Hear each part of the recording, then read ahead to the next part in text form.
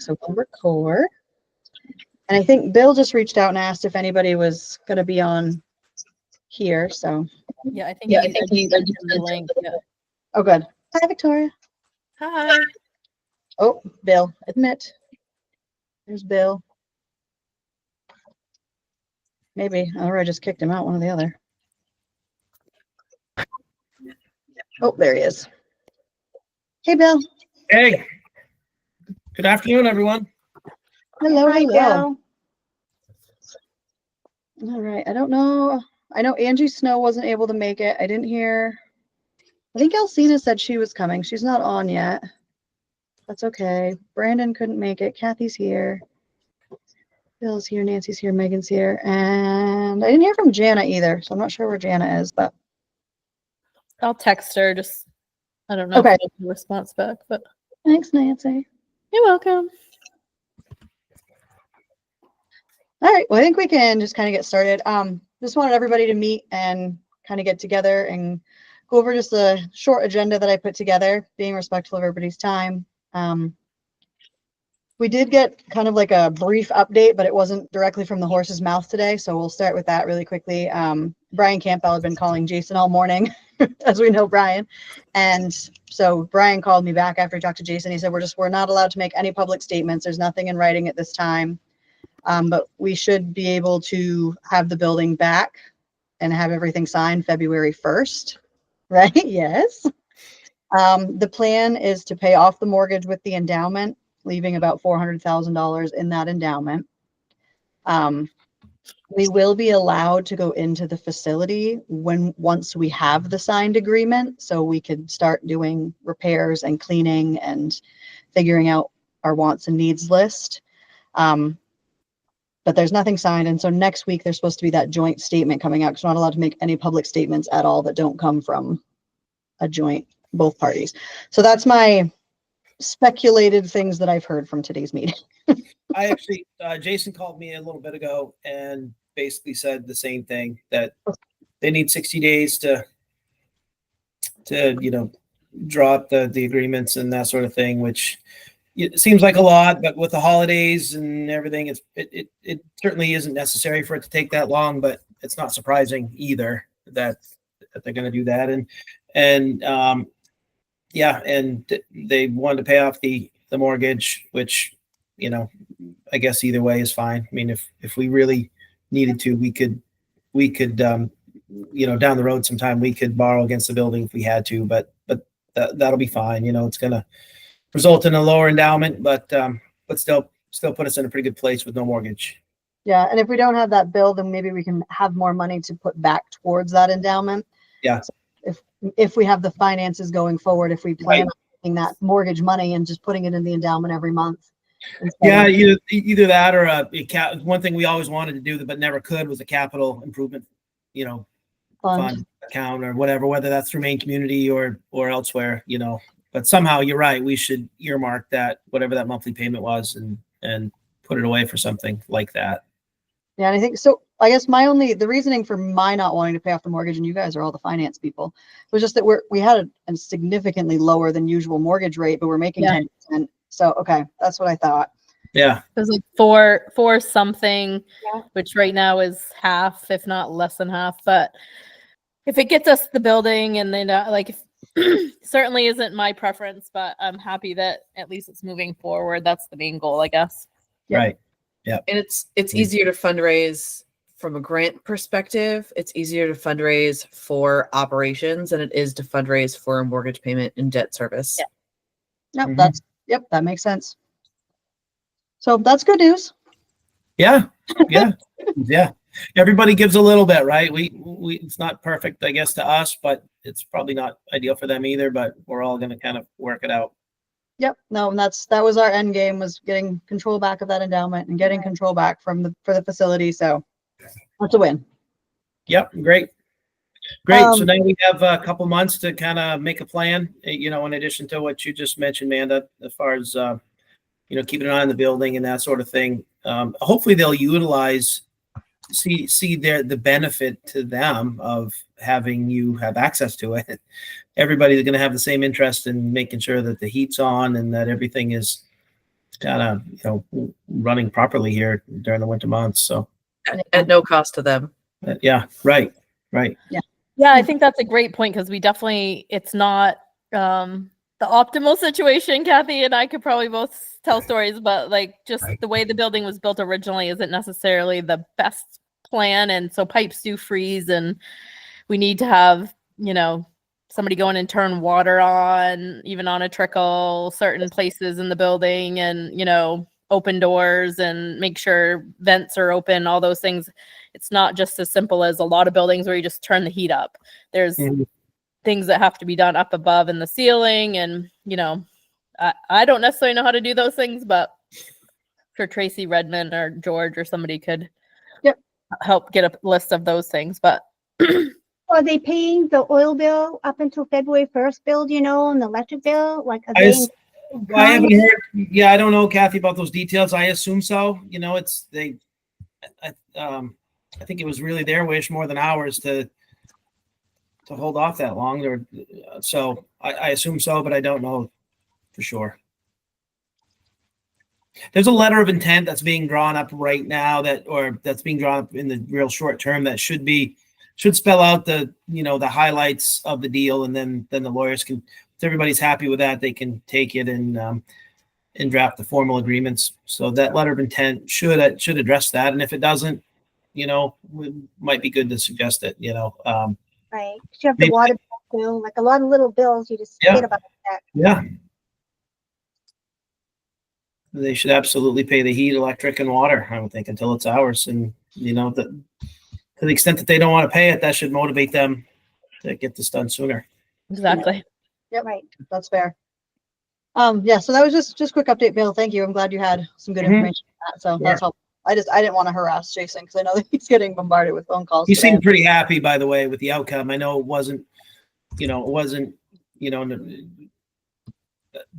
perfect solution, but That's he's okay. satisfied when I talked to him. Yep, Yeah. no, not perfect's okay. Just getting it back and getting it back to the community that's the Yeah. goal. Yeah. All right. Well, then the other thing I've got, so we officially, like Kathy got the bank account all up and rolling at Main Savings. So there's one Okay. in Milo and there's one. In Corinth, but I do shared banking. It's no problem. You walk in, give them the checks, the identification number, account number, and it's easy peasy. It's like making a regular deposit. It's just a shared banking one to Main Savings. Okay. She did that today, right at Main Highlands here in town. So no big deal. Something I wanted to talk to you guys about because you're all finance people and I don't have a good answer. Brian is adamant that we open a second banking account in a separate location. And he's like, well, we need it in Dover. And I'm like, well, we're trying to really promote that we're sharing community. So if we're going to open another bank account, like, wouldn't it make more sense to open it in Guilford or Dexter, not in Dover? Like, Kathy and I talked about this when we did open that account, that I would personally like to have something through Bangor Savings Bank if we're going to use Bangor payroll, which Amanda, you and I can just chat to set up a time maybe for Thursday with Meg. But it is helpful to have one at Bangor Savings Bank for payroll, and it kind of separates payroll out. So but you I make it. don't know to do that either. So somebody else suggested talking to Mike Sutton because he's got paychecks. And then I'm also talking tomorrow to whoever they're using at the PCEDC because they do, like she said, it's the best rates around that she has found for payroll processing. So I think we should get quotes from all three and Mhm. that decision. But having a Yeah, and account- if it ends up not, I have no major position on doing one company or another. I agree. We need to look for best rates, and honestly, we can even look through QuickBooks. QuickBooks payroll is an option, but whatever we choose, we could go back to Camden, we could go to Main Highlands, but I think having something local-ish, whether it's something that's specific to one town or another, isn't a bad idea, and kind of separate out how that pulls is not a bad plan. And there are a lot of good reasons to do it that way. I guess I don't, you make the full deposit for payroll and just keep a minimal balance in the account. But a lot of these banks are giving banks if you have a relationship with them. So we probably should consider, Mhm. and just out of complete transparency in this meeting, I think Kathy and Jana would attest to this, probably Bill. Camden never really did anything for us, and we had our main checking for them through years. I think the most they ever gave us was like $500 for a run that we did an astronomical amount of work for. So Go. my preference would be a bank that would do something and kind of honor that by giving them the business back, I guess. But with Like that, Bangor did, right, Nance? They would give us during dinner dance and they gave us Mhm. money. but would this be a good opportunity because we're new? Like we're not the YMCA. We are the PACC. It's a brand new organization. So we could interview banks like, hey, we bank through Maine Savings. We're looking to add on a second bank. We're looking for a bank to do a partnership with. Like we're looking for the one that's going to give us the best rates, the best, the most support. Like what could we expect from you as a community partner? I feel like that's a fair Yeah. conversation to have. Yeah, Well, absolutely. Yeah, I mentioned that to Maine Highlands when I was in there the other day. And I said, you folks have never done anything for us. I think I got a $50 check one time, Nance, out of all Yeah. that. A couple small things, I think, but pretty small. Yeah. They're not, like on the way top for credit unions, like tier wise. So I think they don't have as much money as say like Maine Savings giving us all these things that they have. Like number one, Maine Highlands could be number 35. Like, I don't know. So I Right. think because of the funds that they have, they can do more to help out. I think too, to Victoria's point earlier about fund grants and Amanda, with a new facility, new name, new nonprofit, there may be some different opportunities, but I think you're right, Amanda. I think it doesn't hurt to kind of sell ourselves and see what people are willing to do to help. I mean, obviously setting up a bank account doesn't take very long, but we don't need to have a whole ton of bank accounts. But I agree, it doesn't hurt to have a second one. And if people think differently than that, that's fine too. But I think having a separate payroll is definitely helpful if we need a different one as well for different reasons. There's no real major problem with that, in my opinion. But we'll move past the old stereotypes. That's my struggle. Does somebody want to draw up a letter that we can kind of like a blanket letter to send to the banks, and we can kind of customize it obviously to each bank, but like what are the expectations for us as your customer, and what would be the benefits to us and to you as the bank and us as Yeah, I can throw something together. think Sure. so. Yeah, and I think it's finding the connection at the bank. Like I know Sebastian at Bangor Savings Bank. I'm sure other people know different people at different banks, and finding that right person to connect with makes all the difference. To be honest with you, just taking, I think having some personal meetings or whatever wouldn't hurt to start with a letter, but certainly. Well, that's what I mean. Just start with a letter like, hey, we'd like to set up a meeting. Like this is what we're brand new. We're hoping trying to accomplish. Yep.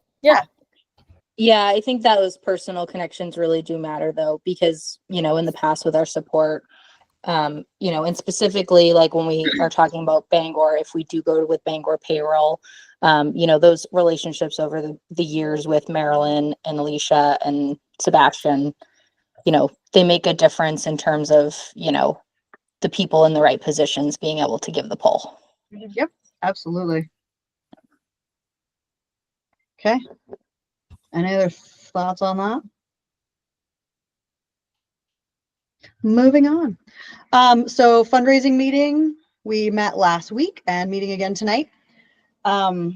Just finished up right now. I'm drawing the tickets for the $150 gift card that we did on Facebook to draw some support on social media, and just finished printing off the raffle tickets for the 24-day calendar raffle. So if anybody wants to come get some raffle tickets, it's awesome. Every single day is valued at least $125. Most are over $200 every day. Anybody, they're $25 a ticket or 5 for $100. If your name gets drawn, you go back in the till, and so you could win potentially 24 days. But they're here. They came out really nice. They look good. Shaw's has agreed to let us go sit in their lobby for an undisclosed amount of time that we want. The PCIA has said we can go up there anytime that we want as well. They have games and stuff usually on the weekends or during open skates, so we can sit there. So if anybody wants tickets, we've got them. I printed out 200. That's the goal. Like if we can do it, that'd be a nice chunk of change to put in there. And Yeah. it's just in time for Christmas, and they're all wonderful gifts, even if you win something you don't want. That was Great. easier than I expected. And then December 7th, we're doing a gift wrapping by donation up at the Legion Hall. Will was already planning on doing a Magic the Gathering event up there that day. He's doing a toy drive instead of charging an entry fee. So we've kind of stole that and piggybacked on it. I know Mike Harris is planning to bring all of his gifts, so maybe Megan can't come because she won't be able to see what he got her. But Amanda, did anything get discussed about Giving Tuesday at the fundraising meeting? nope, not at all. So that's, just so you know, that's December 3rd this year. And in terms of a lift, it's, you know, there's almost nothing to do for that. But I definitely would recommend it because it's worth putting something together to, you know, send out to whatever constituents we have so far from an email perspective. And then also just doing like social media blasts to try to get people to donate on Giving Tuesday. Okay. And, you know, if people on the fundraising committee wanted to get more into it, you know, you could even reach out to a few businesses, you know, to match the first certain dollar amount raised or, you know, up to whatever amount. Okay. I like that. Okay. I'll bring that up at the meeting today. I like that. Yeah. And it's December 3rd, so it's later this year. So there is still time to put together a plan and it doesn't have to be super complex for sure. Okay. But you said like reaching out to commissioners and the select boards and like senator, like, is that what you mean? Or just like town people? Just people. Just people. people. Okay. Yeah. You know, it's basically the Tuesday after Thanksgiving. Right. Trying to get people to donate to local nonprofits and community organizations. Okay. I think, you know, I don't remember what they've said in the past, but I mean, FA raises a bunch of money every year. Yeah. And it's just through, you know, social media blasts and email blasts to alumni. Okay. I would So- say too, they started, I think it was this morning, actually, the first post. It might have been one prior post, but just kind of setting the stage like, hey, don't forget, you know, so maybe a few blasts out prior to like, hey, Giving Tuesday is December 3rd this year, where, you know, as we can give little updates up until that point. And again, any money raised is still a win, hopefully. It Oh, would yeah. be- but it's a fairly inexpensive way, I guess, is I like that. Nope, that's good. We're also working on a spaghetti dinner, hoping that was going to happen in December, but it's really just not looking like that's going to work. Like every single weekend is pretty much booked everywhere. So a little bit late on the draw there, but going into January, February, I think that'll be a nice time to do it anyway. Give people something to do to get out of the house. Shaw's was very like, yep, we can help. We can donate the food. We can donate whatever you need for that. So I think that was all ready to roll. And then a few more things to pick up for the calendar raffle and stuff, but everything's been donated. Just need to get it all here. We'll do all of those drawings every day, like live on social media to try and get those likes and shares and all that stuff. All right. And then the next thing I had on the list was like the budget planning portion of it. Did everybody get a chance to look at the budget stuff? yes. Megan, you didn't? Okay. I'll send that over to you. Sorry, I must not have. I can do Can that. you send it over to me too, Amanda? I know I've looked at some stuff, but I want to make sure I have Yeah, I'm not the I'm not latest sure. version. I'm not sure if I got it. Was it in the finance committee thread? It was it should have been. If not, who knows? I'm still getting organized. I think it was to download it. I kept trying to download it. Okay. It wasn't- Well, I'll make sure everybody gets it. I will read because I created like Google groups for emails and like some people were missing on some of them. So I'm still working on getting it all organized myself on this side, but I think I've got it. So I'll make sure we send that out again so everybody can have a look at it. Bill, any thoughts on, could you put it together? No, just, I think it's it was a good forecast for the purpose of having this meeting with Old Town. I do think there's probably needs to be some work with some of the underlying assumptions, that, before and really needs to be dialed in a little bit before we make it, our budget, so to speak. So, that's really it. A lot of it's based on some of the historical numbers plus some assumptions, but, for kind of starting over a little bit. So again, it's a good starting point, but let's, start looking at some of the assumptions like we talked about in our meeting together, with a membership structure and, sort of get a little more specific on fundraising activities and what we expect to raise, when we're going to have them, just all that stuff. Really on the revenue side, I think on the expense side, that can be a little more straightforward using historical numbers. We can figure out our staffing and, to base the payroll numbers off that. That shouldn't be too bad, but I think the revenue projection, again, needs to be dialed in and needs some to be built, from the bottom up. Phil, It is would the be- latest version the one that was drafted with the business plan that went into that meeting? Yeah. Yep. Yeah, that's Okay. the one. Yeah. Okay. Yep. I All think right. overall Just wanted to that's make it's been a few years for me, but this has always been about a $600,000 a year, gross revenue with everything. And that, this first year maybe was a little less because of the, you assume first few months to be startup months, and maybe, membership income and some things might be a little down, but overall, I think it's not too far off. Yeah, I would agree. I mean, it looked really good, based on past historical kind of trends. And I agree, just needs to be kind of honed in once we have that membership structure and some more timelines in terms of fundraising and event revenue, that sort of stuff, program revenue. Yeah, I'm excited. I don't know if all of you have had a chance to really look over the wellness living. I know Megan has, and I am very excited about the opportunities we're going to have to retain members and do all of our trickle down campaigns with people that we've never had the opportunity to do before, like social media. We don't have to have constant contact. We don't have to have MailChimp, because you can build newsletters right through the program. And if somebody is a lead, it'll mark them in the system automatically as a lead, and they'll automatically be put on a new member retention plan. So we make that decision okay, so after 2 days they get a this, after 10 days they get a this, and it keeps them fresh in there. So I think we're going to be able to retain more people that way. And then adding the 24-hour access is going to be with especially the younger kids. So not the kids, but they have to be 18. But I think that's going to be huge for people. We have a lot of people that want to come in off hours. So I think we're going to see an influx in membership that we weren't seeing before. Especially on Sundays. Some people still like to Mhm. work out on Yeah. Sunday. That's Absolutely. right. That'll be the big after hour usage, I would imagine. Yep. No, I'm very excited about that. So I think that the revenue for membership, as we watch it through the first 12 months, I feel like we're going to be pleasantly surprised with what we're able to do. Anything else on budgety stuff?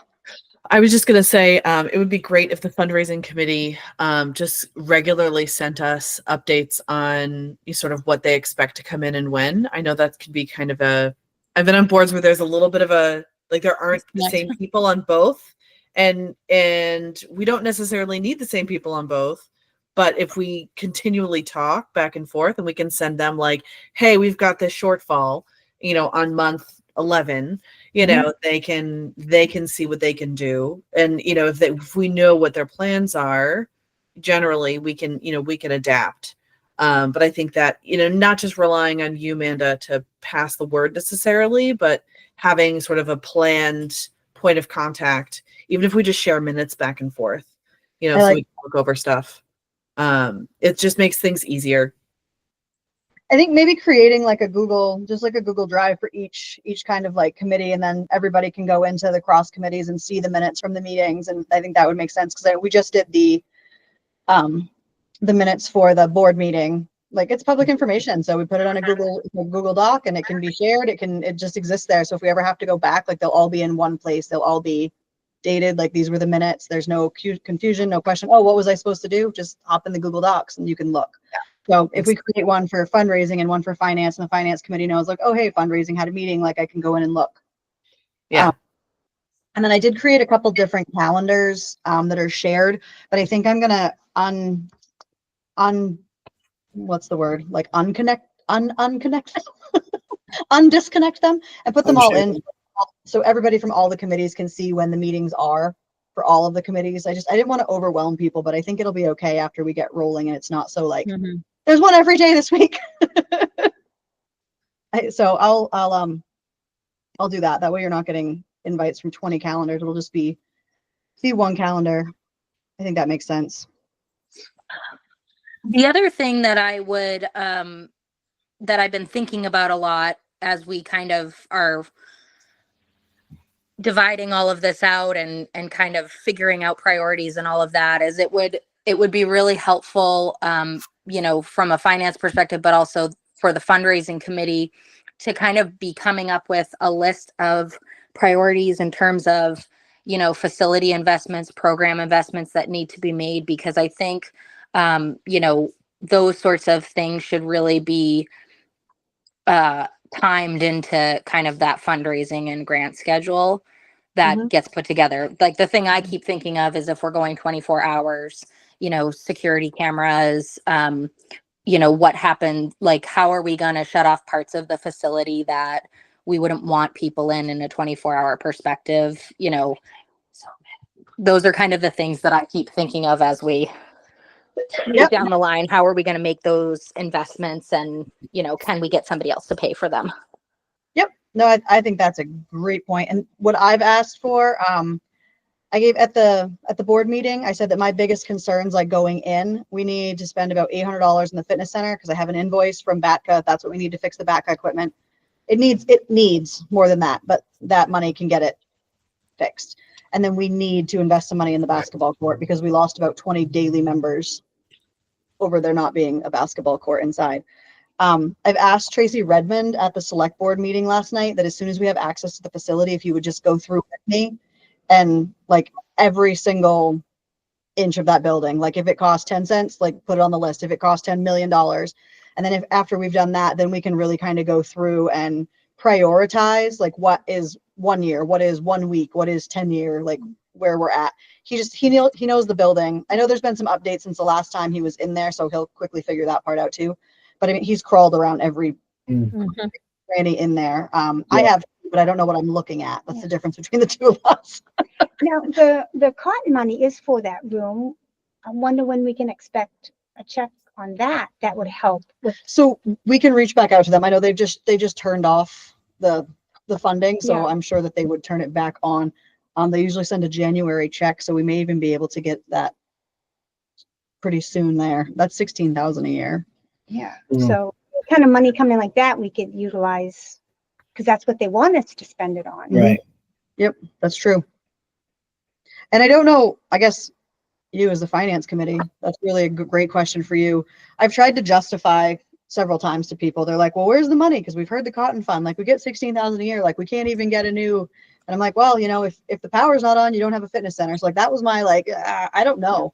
So I don't know what the rules are We're to in that. a much better place now, right? Yeah, and I think again the spirit of the agreement was that this money got left and it's named after the biggest public room. There was a lot of debate back in the day whether that's the biggest public room or the pool is the biggest public room, but that's the room we picked. So I think we can always justify, and I think very reasonably to the Cottons that are involved still, that a portion of any of that, sure, a portion of the electric bill, a portion of the heat bill, because that's just real life. But there should also be constant reinvestment, and there's just been times when we just didn't even have that opportunity, Yeah. unfortunately, and we tried to, you know, recoup it when we could. But we should always just try to set aside a Right. reasonable amount of that, you know, 75% or 70% or something like that goes. So there's no like written understanding that that's, I mean, there's probably a written understanding, but I don't think it's as nitpicky as 25% of the electric bill or 10% of the electric bill. It's just the Okay. spirit. John Cotton, the son, I believe, is the one that is still alive.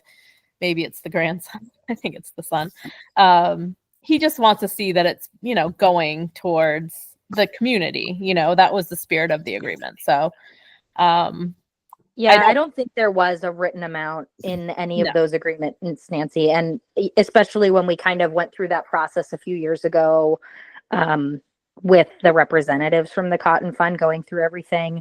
I think kind of the biggest thing was just maintaining the name on the room. And but I think if we knew, but I we agree were- with you about the spirit of it. Yeah. But I didn't think there was like a specific terminology that we had to live up to, essentially. Correct. But I think also he would really love when he contacts us, which is not very often, that we can say, oh, we were able to purchase this equipment or get somebody trained for this position or redo this floor or whatever, you know, like whatever might we deem necessary to do in the next year. He would really appreciate that because of the debacle that this transition has been to them. You know, he was very discouraged with how that went and getting paperwork signed and agreements made to transition to Old Town. So I think the more transparent we can be with their group of people, I think is great. You know, I think that would show that we're moving in the right direction, no question. Well, Absolutely. And there was also agreements when we went through all of that kind of process with the Cotton Fund, because they had their whole fund was changing in structure. If you remember a few years ago, there had been an agreement to basically, you know, fulfill an annual or biannual update to them, I believe, so Okay. that they could do the proper reporting in their report. And honestly, I'd have to review that agreement, but it's pinging my memory that there was some sort of onus on our part to be updating the Cotton Fund annually. Okay, that very well could be, Jana. I don't recall that specifically, but you probably are 100% correct. And I think it was vice versa too, that they needed to also communicate, you know, the fund growth and all of that to us. it's easy enough to set up. Like, you can have as many trailers under main savings, and you could have it like Cotton Money. So when you withdrew the money, you left a good trail on what you spent it on. So if they ever had any questions and stuff, it's a good trail. How you, We're old school. I like a good spreadsheet with hey, we spent $4,416.89 on these items. Here are the receipts. Here's the trail through the bank. Like, it's just If we can report all of that right into QuickBooks and like have it broken down yeah, from main it's savings so like that. Because easy. the reality of it is that we're going to have to get a new agreement with the Cotton Foundation because we are not the Piscataquis Regional YMCA. And so just making sure that, like, for me, it's very important for me that if people are giving legacy money, that is withheld. Like, that sign is embarrassing on that fitness center, and the condition of that fitness center is embarrassing. And I would be devastated if my grandmother's name was on that. And I walked in there and I was just like, oh, like, this is her legacy. Like, that's embarrassing. And so I want to make sure that we're respecting when people are giving money like that, and using it for other things. Oh yeah, no, I can justify that, like, for sure. But when the conditions are just faltering, and I don't know, like, I know the place needs a lot of stuff, but I just think it's really important that if that money is not being able to fix what it's supposed to be, we need to be going somewhere else for that $16,000, not taking it from the Cotton Fund. And if that means doing another fundraiser or finding another donor, I think that's the route we need to go, rather than just taking that money for whatever. yeah, and I think it's really gone downhill in the last few years. I think overall we've done a lot of work in there over the years, painting and new flooring and new equipment that's in a rotation, and just I obviously hasn't always been perfect upholstering equipment, like, you name it. I think there's been a lot of effort to make sure that was kept up in a better condition. The last few years definitely has not been. But we certainly didn't always make clean decisions, like in a trailing spreadsheet or a trailing account or a spreadsheet. So I agree. It needs to be super clear when we can be, and it's not that hard to do. It just didn't get done all of the time. So I agree. It should be a priority. Well, and starting fresh makes it Mhm. easy to set up the systems to track it the way we need to. Yeah. And, you know, put in the due diligence in the Mhm. in the front. And that was a question I had too. Bill, have you established a QuickBooks account yet, or is that something that we're still waiting to do? Oh, I can't hear you. I think you're muted. Yeah, There you sorry go. about that. I haven't done it. It doesn't take but a few minutes to do, honestly. Once we're ready to go, you know, we can set it up and set up a chart of accounts, and literally in an hour or two's time. So, you know, we probably have some old QuickBooks reports, really, from when it was PRY, and use that stuff to help us, you know, set it up, and you know, we'll go from there. So yeah, so no problem getting that done fairly soon. And really, I mean, we're going to have some startup costs and some things we're going to want to keep track of. So we should get that going as soon as we have a bank account. We've got even a small deposit where we could tie to a monthly subscription. It'll be a whatever $30 to $50 a month subscription for that, depending on the level that we choose to use, we can set it up quickly. Yeah, you and I can figure out something. I think I was waiting to kind of hear how the meeting went today and all of Yeah. those things before we overcommitted to things that Yeah. weren't. But I think, yeah, if we're heading in that right direction, I would say in the next few weeks, by the end of the month anyway. I don't even know what today is. I was thinking sometime in December. If we need to do it in November, that's fine too. But if we get a basic thing in and get it set up, we can just add to it Yeah. as we need to. And I know we're both excited because QuickBooks, when we both took over, was a complete mess. Bill spent literal days, I feel like probably more than that, straightening out a mess of QuickBooks. And it was never really quite right because of a lot of decisions that were made before we came on board. So it'll be nice to have a nice clean QuickBooks, I feel like. Yeah. Let's shoot for doing it in December. So by year end, we'll get it done. Even if we have a bank that's got a little bit of activity going through it, we can run that activity through QuickBooks using the bank statement, and then we'll be off and running. I think that's a good way to approach it. Yeah. So sometime at the beginning of December, maybe we can just set up a time if you want to start or we want to do it together, whichever makes more sense. But I think, we have that main savings account. We can at least tie to it. And then if we make a decision on another bank at some point, we can add that in. But then we can start with the basic subscription and always upgrade if we decide we need more. So we can just do that at the beginning. Most of the meat and potatoes of it is going to come from that membership and programming software that you guys that you subscribe to. The accounting side is important too, of course, but really that's where you need some horsepower, I think. Yeah, no, I agree. Okay, that was easy. And then I added you all into the grant spreadsheet that Jana made, which is beautiful.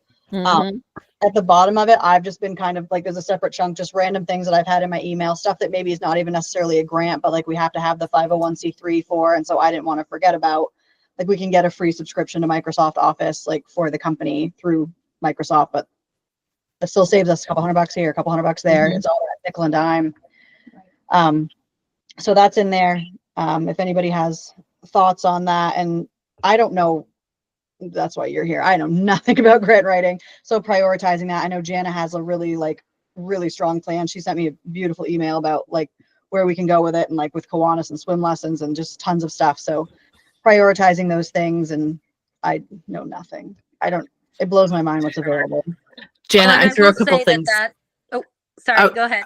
I was just saying I threw a couple things in there that had been on my mind so that I didn't forget them. So, we may or may not find them applicable right away, but I think there are things to think about at least. So let me know if I hopefully it wasn't stepping on any toes, just kind of throwing that in.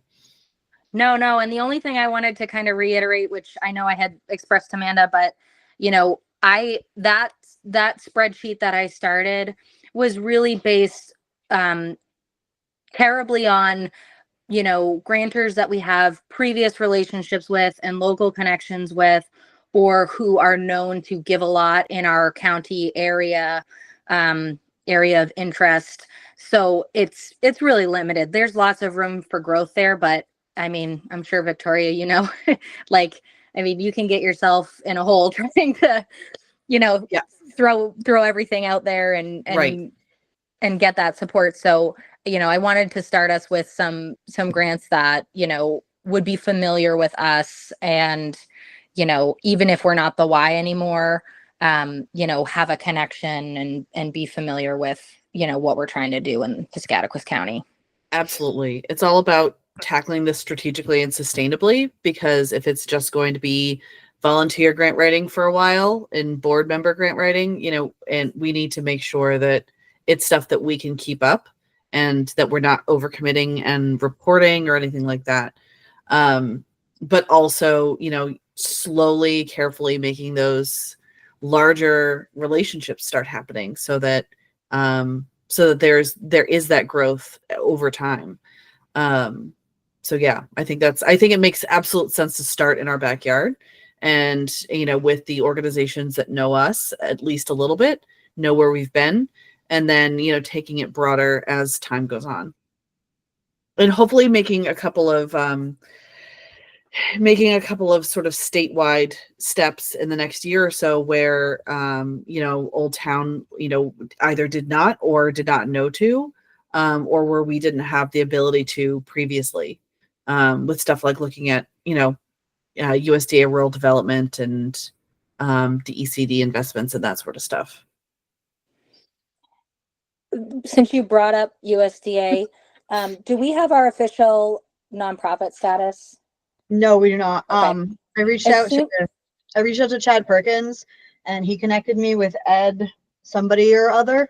I don't know where his name is, but anyway, in Senator Collins' office, and he has been emailing with Jason now back and forth. They need a couple different forms so he can reach out directly to the IRS and try and expedite our application, because it could take anywhere like up to 6 months to get that. Right.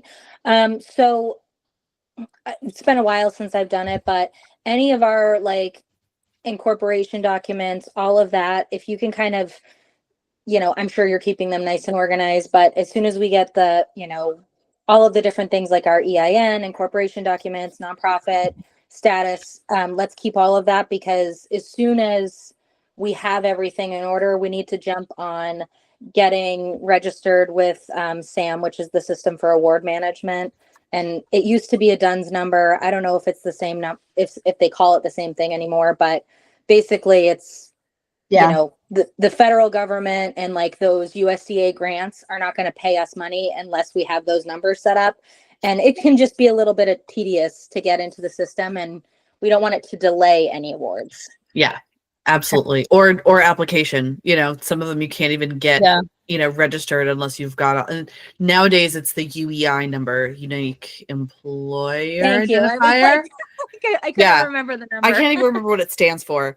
Yeah. But yeah, the UEI will be important for anything that's federal pass through, including some state stuff. So, federal director, federal pass through. So I think there are some things that, if we can get that administratively tackled soon, and having that on hand whenever we are ready to look for things, that'll be important. Especially because there's, what we were talking about earlier in terms of like where the opportunities lie. There's a lot more flexibility when you're looking at those, federal and state grants to do things that you might not get from, a foundation. If we need to make building improvements, if we, need to do that kind of support stuff, there's a lot more room and a lot more flexibility. Okay, I like that. Yeah, I think the only thing I have right now, I think, is an EIN. So I'll make a Google Drive, and we can put all that stuff in the Google Drive too, and that way it's just accessible to everyone. That feels good. Anything? And Victoria, you said you had access to the database, and that was like me that you have the manual to the Apollo space station. Hopefully, these ladies know way more about what that means than I do. Yeah, so Instrumental is it's a premium grant research database. A lot of people have used stuff like Foundation Center Online and Candid and all that. This is just what I use for my firm. And I do have sort of a seat that I can make available. I can also just do the stuff instead of necessarily like creating something for a PAC specific account. At this point, we can figure out what we need. And honestly, this, the spreadsheet is probably enough for right now. But I'm happy to throw some time at it sort of as we get going, as that 501c3 comes into play, to make sure that we are really, chasing down all leads and building a pipeline. The great thing about the database is that once I've got it going, it's much easier to keep things up to date. And it also does a lot of really fantastic 990 aggregation. So I can see, when they say, oh, we'll give up to $50,000, I can see when they only actually give $5,000. Or if they say, we don't have any sort of, we don't create any sort of limit on what we give, but I can go in and see that they typically give $50,000. So it really helps strategically target. That's what I do with my clients. It's, so that we're not just, spending 20 hours on $1,000 application, and then spending, no time on something that really could win us $50,000 if we asked well and asked correctly. And we can dig into things like figuring out, who the trustees are. All that information is right there so that we don't have to go hopping around for it. And it really, really reduces the time it takes me to do a lot of the research that I do. So I'm happy to make that available to us in some fashion. We can figure out exactly how, as we sort of need it. That's awesome. Perfect. Anything else there? The only thing I have on the agenda for today is just open floor. So if anybody's got anything that I should be doing or you need me to be doing, or I'm here. Do we have a gift policy? Have we had a gift policy? A No. gift acceptance policy? No. I'm just thinking, if we're talking about endowment and capital improvement stuff, getting, this is the era of, donor advised funds and people, donating random tracts of land that have no commercial use. Having that kind of policy just moving forward, it might be too complicated for us right now to do much besides, hey, we're going to review stuff that looks tough to accept. But just having something sort of to guide us so that if something does come across that is problematic, weird, we have to think about it twice. We have a policy in place. I also recently heard about a scam that has been run where you get a check and you're all excited about it. And then you deposit the check and the donor calls and says, oh my goodness, some emergencies happened. I need my cash back. Can you give me some of it back? And you do it before the check is cleared. And then the check doesn't clear. So this has happened to some large organizations, not just small ones. So having a gift acceptance policy that states that that there's review time, there's lead time, reviewing it with our bank eventually to make sure that we're protected from that kind of stuff makes some sense. It's just one of those things that, it's a little bit of an extra, but I think it can be important. No, that's good. That's really good. I'm happy to send along some templates if people haven't seen them and want to look at it. Yeah, that would be fantastic. I'd really appreciate that, Victoria, because I'll have a look through that and see what we can come up with. That's a good idea. Open floor, friends and family.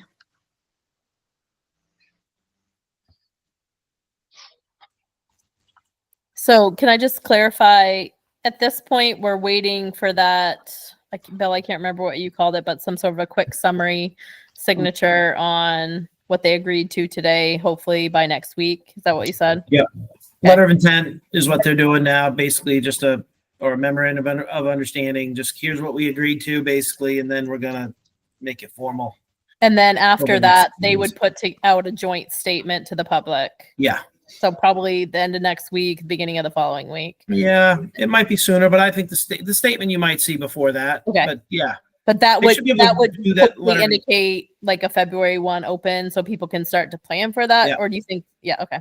I think that's what we'll say, and we'll be able to say in the statement. Yes. Okay. This will all be done by announcement, 60 days starting on December 1. So till we open. So they must have a timeline for everything that they're doing on their end in Old Town, Yeah. I imagine. My idea of their timeline is just don't do anything till after New Year's and then push like crazy for 3 weeks and be ready, because this doesn't have to take this long, but that's No. probably what's going to happen. It's foolish. Yeah. If they lose the asset by the end of the year, would they have to pay capital gains on it for like getting rid of it, or They shouldn't have to, I don't think, A for nonprofit, where yeah. they're a nonprofit as well. It should be shouldn't have any bearing on that. Just I'm not curious. sure what I'm not sure what the reasoning is from their side of it. It does make sense where we are a new entity. We eliminate the headache and eliminate having to go through that process of reapplying for a mortgage. And I don't know if it could be assumed or if we'd have to rewrite it and start fresh anyway. I mean, it is a lot True. cleaner to do it this way, even though we're Oh, yeah. sacrificing a really good interest rate. Yeah, and I don't know what the funds look like, but if they're planning on kind of equally pulling from the 3 funds or pulling one, like I'd just be curious. Not that it changes anything. Through Maine Community, there's 3 technical funds within the big umbrella of Maine Community. So I was just, that'll be interesting to see what they do. But either way, it is what it is, and that's a good point. If we had to rewrite the mortgage, it might not be a good rate, and so that's fine. I mean, it's not again what I was hoping for, but it's fine. Yeah, so I think just finding those talking points, I guess, the February 1 open, even if we don't have a specific date that people understand, we are hoping to make it 24-hour facility. I think are going to, some key things if we can, hopefully in the next 60 days, even if we don't have it by the time the press release gets out, that, working for a pool plan, whatever that's going to end up looking like, whether it's February 1 or June 1 or September 1 or whatever. Obviously, optimally, we can make it work as soon as we can, but just having those talking points. And I think everybody's doing is, I said this, I did talk to Jason quickly earlier too, and I think everybody's just doing a phenomenal job, and have as much support as we're having is really heartwarming for, I know those of us who've been involved for a long time and have new energy and support is wonderful. Agreed. And I also know the Lindsay Sands, who does the radar runs, they reached out to her the other night too from the board meeting because they hadn't chosen their donor for their money yet. Last year it was $25,000 and they split it between 2 organizations. And so she hadn't chosen her donor yet, so she was going to bring our name to the board for them. Oh, And I met with the Congo Church this morning, and we are on their list of candidates to give their extra energy consumption to, because they got the solar panels last year and they are creating significantly more energy than they're using. So they have the opportunity to share that with the community. So we're on the list of possible. So that's good. That's amazing. Yeah. Great. That is. Wonderful. Yep, that's a win. And then I think Thursday we're supposed to meet with Bangor Payroll. Angie Arnold, people from Community Connections, I think was the name of it. I might be saying that wrong. They're supposed to reach out to me next week. And then Mike Sutton, I was just kind of waiting for him to get through his meeting today so his head didn't explode before I talked to him about paychecks. So hopefully maybe next week we'll have a decent idea for payroll too. Sounds good. Yeah, and having that February 1 start is just a good base for all of them. So that's awesome to know where we're at. So, because some of them are going to take longer lead time to get set up, or some are going to be quicker. So I think we're in pretty good shape no matter what. But thank you, everyone. I appreciate everybody's support and work. Good meeting. Thank you. Thank you. Do you want to set a date for the next meeting, or do you guys just want to play it by ear? I don't have a preference, I guess, either way. We can do it. I'll If just we wait till- did, We can shoot for third week of December, then mid-December, kind of Yeah. between Thanksgiving and Christmas, that Mhm. halfway point or something. I think it wouldn't be a bad idea to try to get something on the books, just because I know December will get super busy for everyone. Yeah. Agreed. And if So like something that week of December 9th, Sure. any day better or worse, don't care, don't know yet. Don't care, don't know yet. This time frame, this is a good time for me, and this Yeah. structure works really good. me Just too. jump on a call and Okay, want to do Tuesday the 10th? sure. Tuesday, December 10th at 2:00. Okay. All right, Sounds I will put it in the good. calendar and I'll share that. And if you need anything from me in the meantime, just let me know. Will do. Same here, and I'll have that letter to you. I'll draft something up and shoot it over to you, Amanda. Perfect. Thank you, Bill. Okay. See ya. Thanks, guys. Yep. See ya. Bye-bye. Amanda, Bye, you want to everyone. just Who you said want Amanda? to pick a time for Did Meg you say at Amanda Bangor? or Jana? Sorry, Amanda. Bye, Okay, Jana. bye. It was on Bye, Thursday. everybody. right? Bye, Bye, Jana. Jana. Jana. Yeah, she said she was available Thursday afternoon. I didn't know what your schedule was. Let's see. That'll be the 21st. No, I've got- I'm sorry. Yep, the 21st. I'm on the wrong month. Okay, I've got.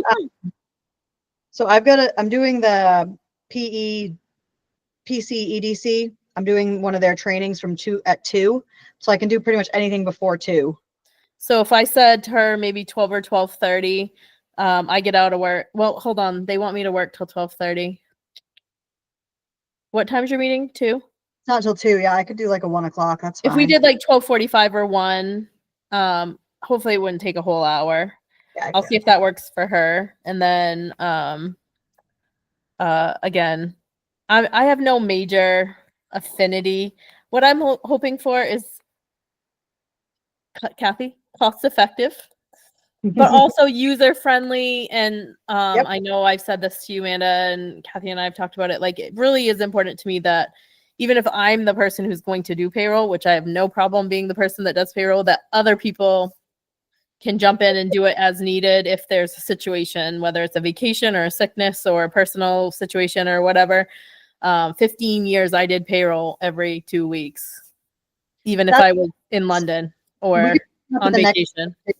Something like I understand that the biweekly paycheck saves money, but we have a bunch of high school kids and they have no interest in getting paid biweekly. And I think that it would be significantly to our benefit and theirs to just do a weekly. Yeah, I don't disagree with that. We'll have to look at the finance costs. And again, I'm not opposed to Bangor payroll. I'm not opposed to paychecks. I'm not opposed to whatever, Angie. And I think to compare as much as we can apples to apples, which isn't always possible because everybody does it slightly different. But Right. and I'll throw again, like I said, QuickBooks right in the mix of that, depending on what that costs per month. I know I have a personal client that I work with that, although we haven't technically started yet for a lot of reasons, he's going to start January 1. You can literally fund that morning if needed. And that's always been a bit of an issue for us and maybe won't be going forward and hopefully not. But we were forced to fund on Tuesday for a lot of reasons, a lot of it. And this is not necessarily Meg Thomas's fault. It's certainly not her fault at all, but we were promised a lot of things years ago. And that if we funded on Tuesday for a certain amount of time and had no problems, we could then eventually change the funding to say Wednesday or Thursday. And they never changed. There was just a lot of lying in early days of Bangor payroll, but at some point you're kind of pot committed. So I guess I would love, since we're not necessarily under the gun today to make a decision, to really research and have good conversation with these people, because it's such a pain to change after the fact. It just is. Like, there's no getting around it. And reality too, I can check with the Wellness Living, but Wellness Living has the integration directly into QuickBooks. And so if the QuickBooks payroll is kind of even close to on point, that might be the way to go, because our people are going to log into Wellness Living. They're going to clock in, they're going to clock out. I'm going to set the schedule. And if that can just integrate right into QuickBooks, then QuickBooks is like, here's your checks. And that's, yeah. so I even mean, if QuickBooks is all direct deposit. Yep. You know, there's just some, and again, I can find out what the cost is from QuickBooks, just quick research online of what this other guy's paying, to be honest with you. Because, but I think, you know, I'm just not like locked into one company or the other. It doesn't matter which one it is to me. It's QuickBooks, Nance. Everybody has to have an account for that money to go into, because we have a lot of kids who wouldn't go open up a savings account. Yeah, I mean, I guess that's a downside for, I think most of these companies now want that, but I think there's some flexibility, obviously, with Bangor payroll back when I was doing it, that they would cut a check, but we got charged for that. Remember? Like, And that's it's why like I think companies 47 cents or something, like, and then a fee to take it up to the bank here in Dover. So I think if the more we can get away from that, like, this is just part of the day and age of where we're at today. We're not 5 years ago. No, I think- Nancy, any business you go to, Yeah. you have to have an account. It doesn't, if you go to Shaw's, if these lifeguards want to go to Shaw's, we're not giving you a check. It's going into an account. Exactly. I think we just have to hold firm to that personally. And, you know, like, I started working at SAD 68, whatever, months ago now. I didn't have one of those, like, you get a paycheck and then it goes direct deposit. It goes direct deposit the first day, the first check. Penguins Cap that I'm working Yeah. for, it went direct, there was no check. Like I said, it Yeah. went directly, and you had to set up an account. There was no like, oh, can you send me a check? Like, no. Yeah. Like, I got a $3 check one time from them. It wasn't even like deposit. Like, Yeah. they just, that's how it works. It's Yeah. just, So whatever we decide, I agree. I think, you know, even back in the day, really, we could have set a standard where they couldn't do that, but it was just, there was always some outlier that was a off-grid person or a high school kid who'd never done it before or whatever. But I think it's just part of having a job in this day and age that people expect you to be direct deposit, and it's the and that we just have to make it part of the policy, I think. And Agree 100% with that, Nance. This is just part of this is what your employer expects. You don't tell us, you don't tell us what you want. This is how it works. yes. And unfortunately, you know, to get charged $2 to $5 on, that's money that could go to something different in my, you know what I mean? Like that was adding up, not to a substantial amount of money per year, but it certainly was. So it could have gone to something else, even if it was $50, you know, so. It's a learning for them too, Nance. It's not like disciplinary. It's a learning curve. This is how it is now in the market. You have to have an account for direct deposit. I probably told you the story, but you know how we always just kept checks at the safe, and a kid that used to live with me in foster care had been adopted by someone else and started working in summer camp. He literally worked the whole summer, and she came in, ripped the front desk stuff, a new whatever. Then I came out, she ripped me a new whatever, and I was like, she thought he hadn't been paid all summer. He had never asked, and he had just checks piling up in the safe. And I'm like, but this is part, like, at what point do you work and not say, oh, by the way, I didn't get paid to your boss or somebody, you know, like somebody at the desk, something. Like literally the entire summer he had checks pile up. And I was like, to the mom, I'm like, no, we're not doing this. This is like, yes, he's your son, but he's an employee of our organization. First of all, he should be the one coming in and talking to somebody first and foremost. If we're handling it poorly, but like, you got to remember, he's like an 18-year-old kid at this point, and he hasn't asked about his paycheck like all summer.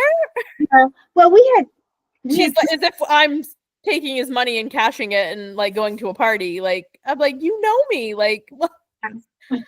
Yeah, we had like one girl that changed colleges all the time and wanted a like we were stuck with her check. So take a name of savings and they took care of it. But it's like they don't if they move and things like that, they don't plus and it's just not worth it. Oh, I'm so jealous. Will brought me donuts. That's so nice. Man, Nancy, thank you. Thank you. yeah, absolutely. Thank you. But I will, I'll shoot her an email, Amanda. I kind of wanted to just chat with you before I sent back. See if she can do 1 o'clock. If she can do it a few minutes early, great. If not, is your appointment in person or in? Yeah, it's like a class thing. I'm not even sure what I'm doing. It's right across town, right at the, Yeah, I don't have to go far. So I'll see if she can do it just a few minutes before 1, like 15 minutes of 1 or 10 of 1 or something. Take long, because I think when I went in to set mine up, like we were like setting it up that day, and I was only there for like an hour. Yeah. So just talking about it and figuring it out shouldn't be bad. Yeah. Okay, cool. And if you get more information from PCDC, great. We'll worry about Mike when he settles down. I'm sure today was very stressful for him. Yeah. And again, I think my personal opinion, and I certainly am a big give allegiance to people who support us when we can, but also we need to do this in the way that makes the most sense for our organization, whether it's Bangor, whether it's QuickBooks, whether it's what you said, whether it's him. I don't like, at the end of the day, this isn't like a Robinson situation where you've given us, you know, huge amounts of discounts and somebody wants to go with Dead River. This is more, and I adore Mike Sutton. I think he's done wonderful things, but I think we've got to also think about what makes the most sense for us. So we'll see. I'm happy to listen to whatever he says or look at whatever he says, no question. But now is the time to really think about what makes most sense, because I don't want to switch it over. Yeah, I agree with that. No. Like, I don't know what Mike's company could ever do. You know, we don't know. Yeah. But Bangor Savings may do things for us like they have in the past. Mm-hmm. Oh, Bangor Savings likes to donate. Yeah. Yeah, and I think, you know, they do this whole community matters more thing, and they're in control a lot of the times about who goes on the ballot, number one. And as a new organization, I think we could be convinced them to get on the ballot, but also I think where they have seen the shakeup, you know, a bank that's been around a long time will hopefully, whether it's Bangor, whether it's Camden, whether it's Main Highlands, whether it's somebody else completely, I don't care, see the benefit in our community a little differently than maybe they used to. So I think we can utilize that to our hopefully advantage. I do. I think like out to them and talking to them and saying like, hey, like we're brand new, like we are trying to do what's best for us and, you know, make a community partner. Like, what can we do? Like, how are we gonna, like, why should we pick you as our community partner? Well, and that's why I asked Danielle at Maine Highlands, I go, Danielle, Maine Highlands has done nothing for us and we're looking to possibly have an account with two. Yep. Financial, she goes, I know, like just shakes her head, I know, like with no like, well, would you like to talk to the CEO? Or, Yeah. And like, they've And always, that's the thing, like Danielle's been there forever and I know her, but like it is fine. Like Sebastian is the branch manager in Dover. And if he isn't able to help us, I'm sure he can connect us with the person who can. We've got to find, and I don't know who the person is at Maine Highlands in Dover anymore because of Wanda retired. right. Wanda never did anything for us. Yeah, So- but I think it was because of the lady in Dexter, who I know the name, but I can't think of it off the top of my head. The president or whatever she is in. Yeah, Rhonda Taylor. She retired too? Yeah. Oh, Then- I was Woman I from was Greenville, I think Nance doing it. A woman from Greenville. gotcha. I was Yeah. thinking about who's the lady in Dover though that kind of ran Dover that Oh, just retired. Ramona, she was just Ramona, yeah. she was a branch manager. Yeah, and she would have helped a lot, but I think her hands were kind of tied to some Right. extent. So I think it's just finding those connections with those people. And if they're passionate about it, they'll advocate for us. If they're not, they're Right. not going to. That's the reality. And there's such a huge turnover at Camden, and nobody was really passionate about it. And No, but I like that strategy of really putting their hand to the fire a little bit to say like, and especially if we went to Camden, but I think it's the same strategy no matter who we go to say, we really want to be part of this, but we need community support. And Yep, I think it's fair. Like, I don't think it's an overstep. I think it's, I mean, we want to make a good choice. You obviously want us to be a good community partner. So what can you do for us? What can we do for you? Like, let's Yeah, make you it. want a partnership for sure. And I think that transparency there, like that makes it very like, hey, we're interviewing all the banks. Like, I'm not picking you. Like, that's not what we're doing right now. yeah, I think I don't mind it. I might not have considered what you're saying had you not said it. Like it might not have cropped in my brain, but I love the idea of it because I think old school is complete. Like the world is a different place today than it even was 10 years ago, you know? So I think it's really important to strategize and to really think about those things. And truly, again, with people seeing like, oh gosh, this almost closed or still, I suppose, Yeah. God forbid, no, like they can start to see the value in the community. If bigger places like this close, that impacts how many people move to the community and how many people utilize their bank and how many utilize other things in our community, all the things. So I think it's great to look at it from that perspective. So well, I'll let you go. I will I'll email Meg on that copy thread with you, Amanda, and hopefully she can squeeze us in at that time. If not, you know, hopefully we can get it done in the next couple of weeks. I don't think it's like crisis time, but I'd like to not be in crisis time. Right, No, yeah, no, especially if we've got any kind of a timeline. Like, I just soon have it done, have it up and rolling, like get it going. Because I don't Yeah. want And not have pressure. I mean, I'm definitely disappointed that we couldn't get something done by January 1, just from a logistics point of people wanting to, like, that's a high time people want to join anyway, January 1. It's a clean fiscal year. There's so many reasons why January 1, even if I was hoping for sooner, I had my heart wrapped around January 1. And when he said February 1, I was like, no. And then he was like, we could do something like knowing that it's February 1, like we could really we are like have a February 1 plan, and anybody that purchases their Yeah. member for January 1, because that's our new year and we're rolling in this year, if you purchase in February, you get June for free. Like, you know what I mean? Yeah. We can- July, something where typically they might not come in a ton anyway. Like, I Right. think we definitely should try to strategize some of that, because I think having the forms and people signing up early and having all that ready, and maybe some of the high school kids going into clean in January, and Yep.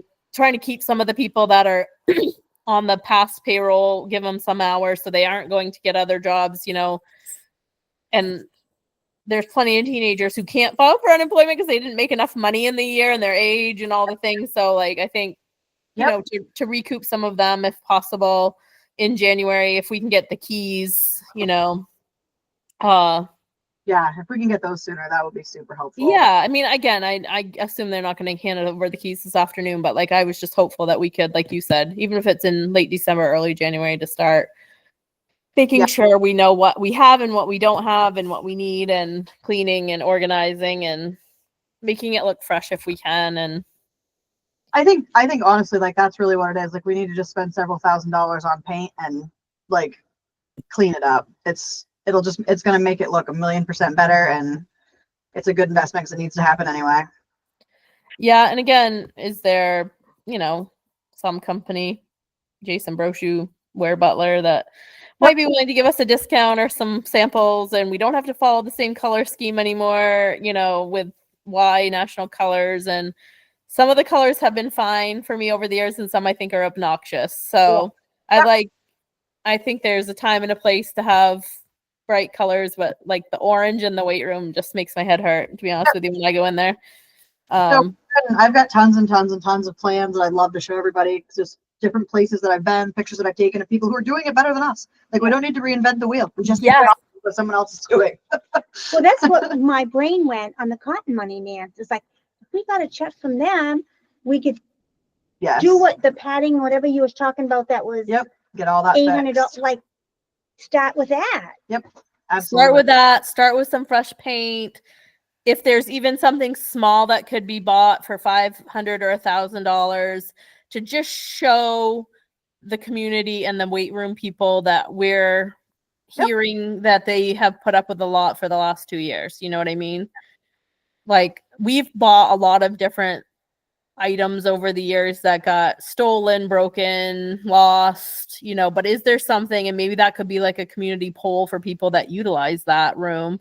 Yep. Like what would be something that we could actually purchase? We don't have to get a lease on, we don't have to take a loan out for, but like what could be something in that $500 to $1,000 range if we're able to get that money for January that we could say, okay, $800 or $900 on what you're saying, some paint, and then what's something else we could invest in that shows, And I was wondering on some of the treadmills, are they still paying a monthly bill on them? Because we got like 3 from them a while back. All the leases I So- think are paid off. They are. I was I'm- wondering I'm if there was pretty a sure all the time on leases are that. paid Oh, off. that'd be good. So the other question I had, and I was going to ask that question too, and then we got off track. So if all the leases are paid off, which hopefully we'll just get documentation of, and again, I'm sure some of that equipment needs to be replaced at some point, but if we can get through the first couple months, really getting a good assessment from people on what needs to be replaced and or what they want, because again, we could go, oh, we want to get a new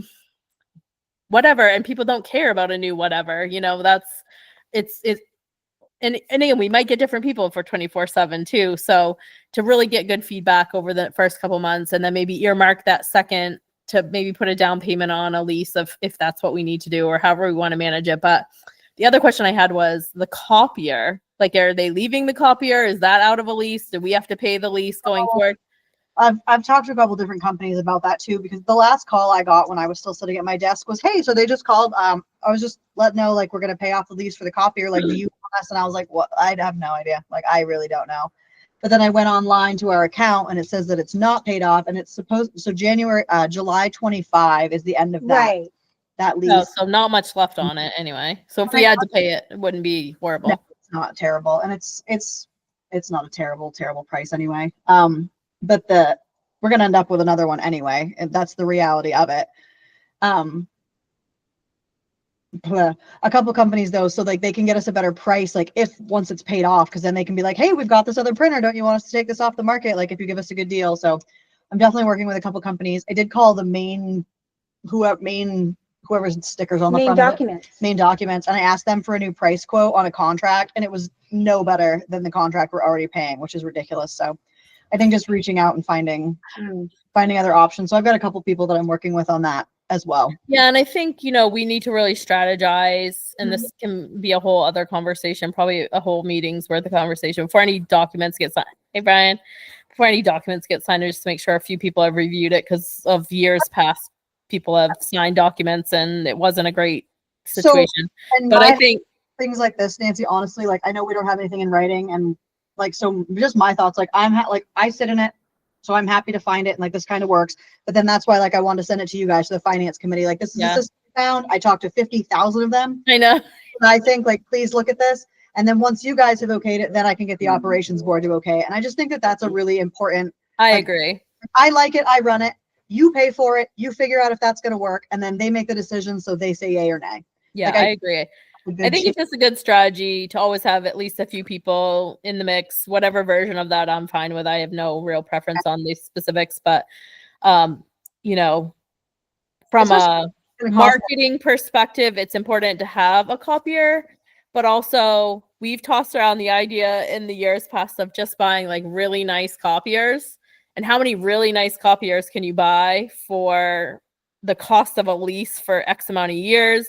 And then if it dies after 8 months or a year, because we've really pushed it hard, like just finding that comparative, again, it could be not the way to go. But in the years past, we really were like, I wish we'd have just done that, because we have a few pushes in the year where we really do a lot of marketing that's in color. So whatever toner you'd have to use, 90% of what we print is in black and white, you know, if we're doing it the right way.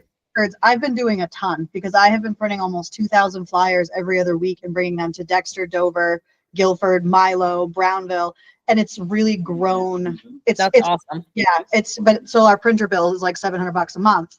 But right, but if we could buy a really nice printer, how Yeah. long would that printer last? And worst case scenario, we're out X amount of dollars for that printer, and we go with a lease. But maybe initially we just look at like buying a $500.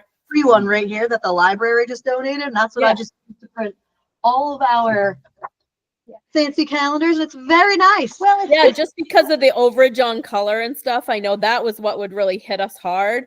And so it's just worth looking at. And again, worst case, at the end of the day, we go, geez, that wasn't really worth it. But we know we've exhausted. And sometimes that also is a big incentive for those companies to, we don't have to tell them that's what we're doing, but like, well, we're working with some other options. And, you know, so even if we took 6 months to see, and then we get a good assessment too on like, how long does one of those printers last?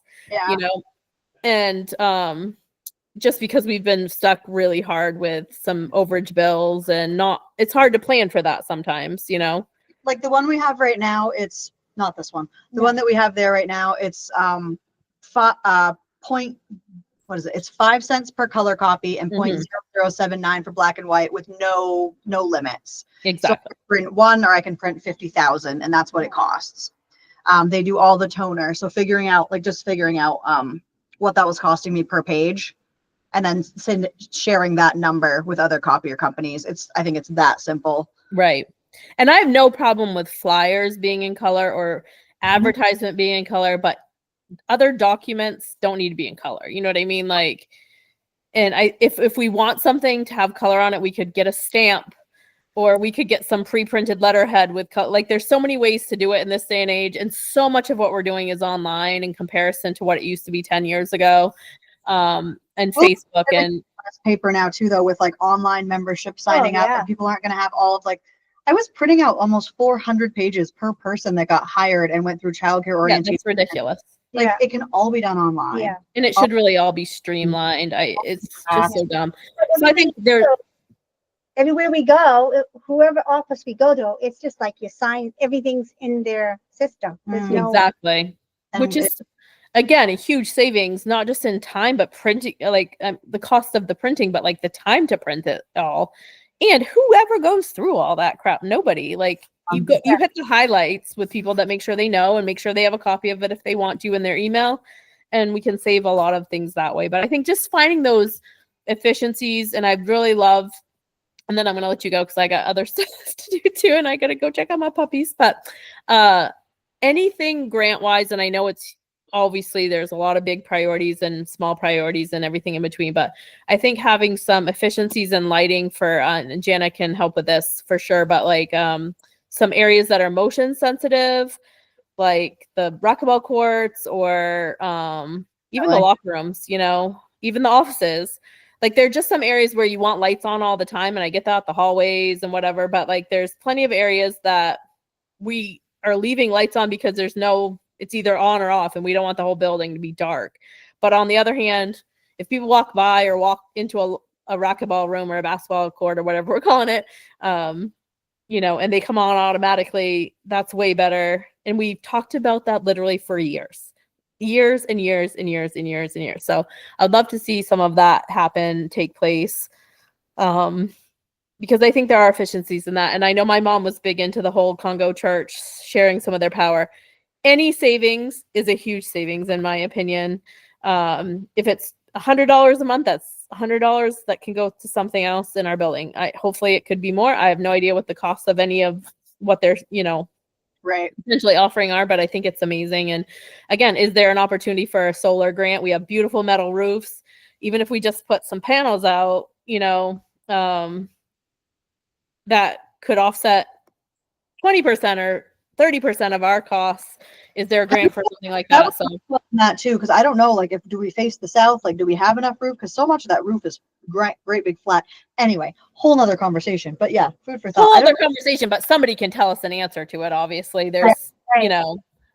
The I'm sure expert- one side of that roof faces the right direction somehow, but like either way, even if that's a cost savings of whatever, and we could get grant to help pay for some of it or all of it, I Yep. think it's with the cost of what our electric bills run, I think it would be a great investment. So anyway, I'll get off my soapbox of all my thousands of ideas, and I know we all are on the same page anyway, but sometimes I just like to say it so that somebody else has it in the front of their memory in case, God forbid, something happens and we lose track of things. So no, it's good. sounds like Victoria's got her She's so smart. ducks in a row. Yeah, she's so smart. I don't know her, but I think that's awesome to have more people involved that have some sense of how to handle all this. Because like you just said, I don't know a lot No. about grants. But all these people in their wheelhouses that they know, like Bill help them that way, Victoria, like Megan, like Mm, Jana, like that's what you need. yeah. oh, it's amazing. Everybody has their own skill set. We don't. And Yeah, what no. we've been lacking really in a lot of years, not always, but a lot of years, is having some key people in key positions. So it's great to see so many people being so supportive. Broken record here, I know, but preaching to the choir. Thank you again, both of you. And I Thanks. will, I'll talk to I'll you see you soon. Thursday one way or another. yeah, I'm going to do that right now, Amanda, so I don't forget. Okay, All bye. right. Bye. Thank you.